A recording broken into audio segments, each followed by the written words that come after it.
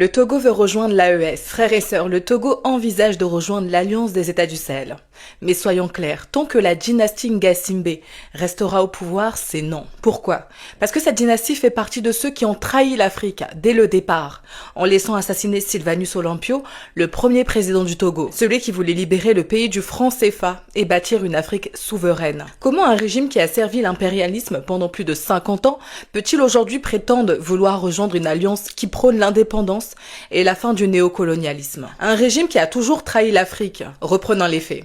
En 1963, Sylvanus Olympio a été assassiné, alors qu'il voulait rompre avec la monnaie coloniale et bâtir une véritable autonomie économique pour l'Afrique. Qui était derrière cet assassinat? Les puissances impérialistes, bien sûr, mais aussi des traîtres locaux qui ont facilité le coup. Depuis ce jour, la famille Ngasimbe règne sans partage sur le Togo. Maintenant, le pays sous la coupe des intérêts étrangers, ce régime a toujours été un allié fidèle des puissances occidentales. Il n'a jamais remis en question le franc CFA, il n'a jamais expulsé les bases militaires étrangères, il réprime son propre peuple dès qu'il lève la voix, et maintenant il voudrait nous faire croire qu'ils veulent rejoindre une alliance qui prône la souveraineté totale de l'Afrique. C'est une blague. Le Togo cache-t-il un agenda dangereux pour l'AES? L'AES a été créée par des nations qui ont pris des décisions courageuses.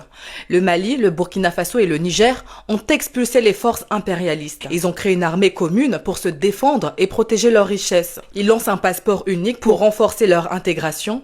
Mais le Togo, lui, n'a jamais pris aucune mesure contre l'impérialisme. Pourquoi ce revirement soudain?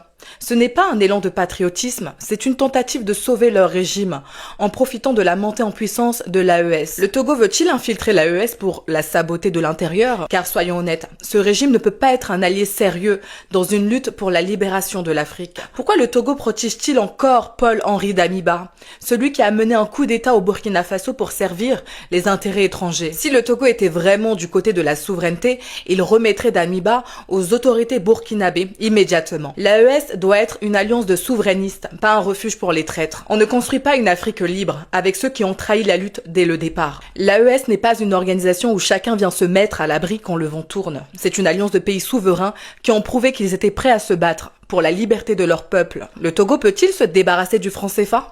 Le Togo peut-il expulser les bases militaires étrangères? Le Togo peut-il rompre avec ses liens coloniaux? Non. Tant que la dynastie Ngasimbe sera au pouvoir, c'est impossible. On ne peut pas faire confiance à ceux qui ont toujours été du côté de l'oppresseur. L'AES doit rester un projet pur, construit par des patriotes, pour des patriotes. L'AES n'a pas besoin de poids mort, ni de régime opportuniste.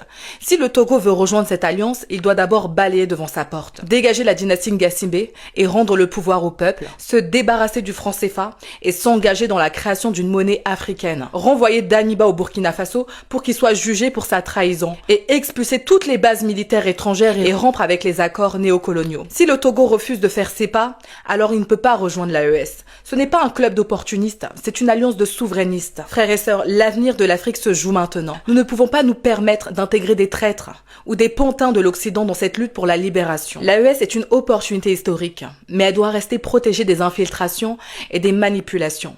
Tant que le Togo sera dirigé par ceux qui ont trahi Sylvanus Olympio, tant qu'il protégera Damiba, tant qu'il gardera le franc CFA, ses bases étrangères, c'est non. L'Afrique se libérera avec des patriotes, pas avec ceux qui ont toujours servi l'ennemi.